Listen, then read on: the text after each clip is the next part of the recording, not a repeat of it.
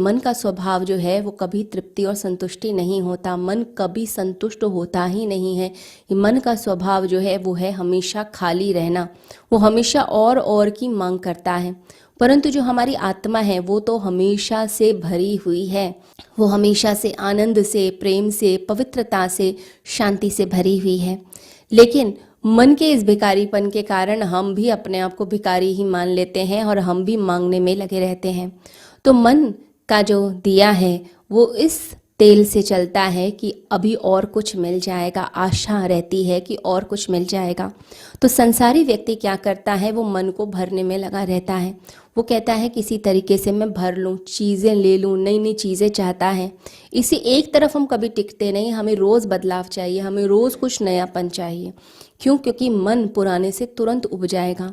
कोई चीज़ हम देखते हैं टीवी पर या हम सोशल मीडिया पर, थोड़ी देर अच्छी लगती है, लेकिन उसके बाद फिर मन कहता है कि अब कुछ और देखें, अब कुछ और प्रस्तुत किया जाए मेरे सामने। तो हर क्षण मन बदल रहा है। परंतु संसारी व्यक्ति क्या करता है, सिर्फ और सिर्फ मन को भरने में लगा रहता है।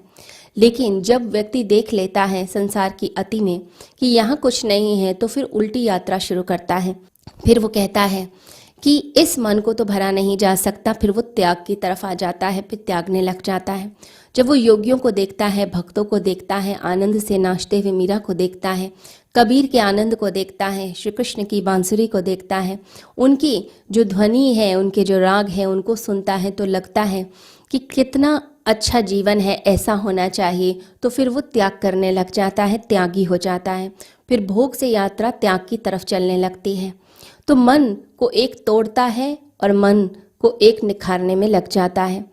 अगर कोई व्यक्ति साधना करते हुए अपने मन को निखारता चला जाएगा, मन को शुद्ध भी करता चला जाएगा, तो भी मन का जो स्वरूप आएगा वो हमेशा अपवित्र ही रहेगा। जहर को हम कितना भी शुद्ध कर दें, वो पवित्रतम जहर बन जाएगा और आपको पीड़ा ही देगा। मन का जहर क्या होता है, उसका अहंकार। तो क्या होता है, कई लोग साधना करते करते, मन को साधते साधते ऐसी स्थिति में भी पहुंच जाते हैं कि वे दूसरे लोगों को तुच्छ समझने लगते हैं और कहते हैं कि हम तो बहुत ज्ञानी हैं, हम बड़े पवित्र हैं, ये लोग अपवित्र हैं, इन्हें कुछ नहीं आता, ये मूर्ख हैं, इन्हें दूर रखो। तो ऐसा अहंकार हमारे मन में आना शुरू होता है। परंतु योगी क्या करता है, योगी न त्याग करता है, न भोग की तरफ चलता है। वो बिल्कुल अलग यात्रा करता है। वो ना तो पवित्र आकांक्षाओं के पीछे भागता है, ना ही अपवित्र आकांक्षाओं के पीछे भागता है, न धन के पीछे भागता है, ना ही परमात्मा के पीछे भागता है। वह जहाँ है वहीं पर अपने आप को स्थिर करना सीखता है, मध्यम मार्ग को अपनाने लग जाता है। तो मन की चालाकियाँ बहुत चलती हैं, मन बहुत चालबाज है। जब वो देखता है कि आप धन से उबने लगे, तो दूसरी एकदम से अपना विपरीत पंजा आगे कर देता है और कहता है कि ये शिकार कहीं बाहर ना निकल जाए, मेरे पंजे से बाहर ना निकल जाए। तो दूसरा पंजा आगे करता है कि चलो अब त्याग की तरफ चल। तो हम तर्क से जीवन को जीते हैं, इंट्यूशन से तो जीते नहीं। तो जो तर्क है वो कहता है इससे नहीं मिला, चलो इससे उल्टा करके देख लेते हैं।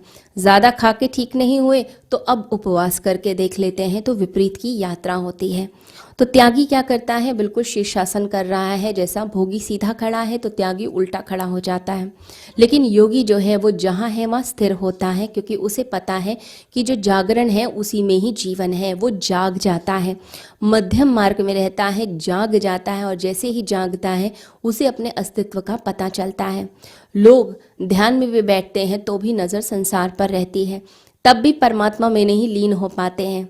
श्री रामकृष्ण परमहंस कहा करते थे कि चील चाहे आकाश में भी उड़ जाए, लेकिन उसकी जो नज़र है वो हमेशा मरे हुए चूहे पर ही रहती है। तो लोग अगर ध्यान की तरफ, साधना की तरफ भी चलते हैं, फिर भी नज़र संसार पे रहती है कि कितने लोग प्रशंसा कर रहे हैं, कितने लोग मेरी तरफ देख रहे हैं और मुझे ज्ञानी समझते हैं। परंतु जो असली योगी होता है, जो परमात्मा से मिलना चाहता है, वो इन सब बातों को छोड़ देता है। वो एकांत में जाकर अपना ध्यान टिकाता है। वो किसी की प्रशंसा नहीं चाहता है। वो जानता है कि मैं कौन हूँ। और जब हम अपने आप को जान जाते हैं कि मैं आत्मस्वरूप हूँ, फिर मन का ये जो भ्रम जाल है, मन की ये जो दुविधा है कि मैं ही सब कुछ हूँ, वो दुविधा टूट जाती है।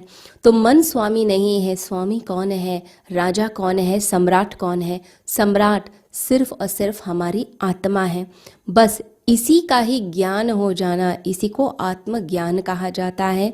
यही साधना का मूल है। बस इसको हम जान जाएं तो हमारा जीवन धन्य हो जाए।